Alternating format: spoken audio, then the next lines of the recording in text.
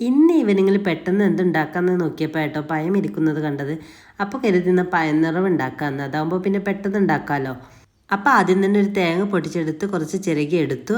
പിന്നെ ഒരു പാൻ ചൂടാക്കി അതിലോട്ട് കുറച്ച് പഞ്ചസാരയും വെള്ളം കൂടി ചേർത്ത് അലിയിച്ചെടുത്തിട്ടോ. എന്നിട്ട് അതിലോട്ട് കുറച്ച് തേങ്ങ കൂടി ഇട്ട് മിക്സ് ചെയ്തെടുത്തു.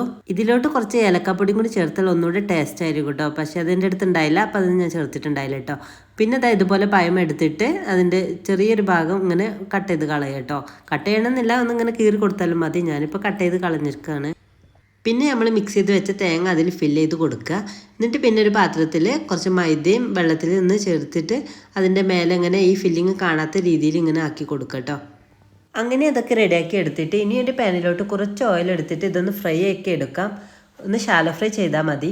അങ്ങനെ ഇതാ പഴനിറവ് ഇവിടെ റെഡി ആയിട്ടുണ്ട്. ഇനി കുറച്ച് ചായം കൂടി ഉണ്ടാക്കിയെടുക്കണം. മക്കൾ എത്തിയിട്ടുണ്ടായിരുന്നു. പിന്നെ അവർക്ക് ചായയൊക്കെ കൊടുത്തിട്ട് ഇനി മോനെ കൊണ്ട് മുടി വെട്ടിക്കാൻ വേണ്ടിയിട്ട് പോകാനുണ്ടായിരുന്നു. അപ്പോൾ ഞങ്ങൾ പിന്നെ അതിന് വേണ്ടിയിട്ട് പോയി. മുടി വെട്ടിക്കാൻ ഞാൻ പോവാറുണ്ടായിരുന്നില്ല. ഇപ്രാവശ്യം ഞാൻ പറയുന്ന രീതിക്ക് വെട്ടിക്കാന്ന് പറഞ്ഞിട്ടാണ് ഞാൻ പോയിട്ടുണ്ടായിരുന്നത്. എന്നാൽ ഞാൻ പറഞ്ഞത് ആ ഹിന്ദിക്കാരനും മനസ്സിലായില്ല, അവൻ പറഞ്ഞത് എനിക്കും മനസ്സിലായില്ല. മുടി വെട്ടിയത് മോനും ഇഷ്ടമായില്ല. അങ്ങനെ ഇരിക്കുന്ന ഇരിപ്പാണിത്. അപ്പോൾ ഇത്രയൊക്കെ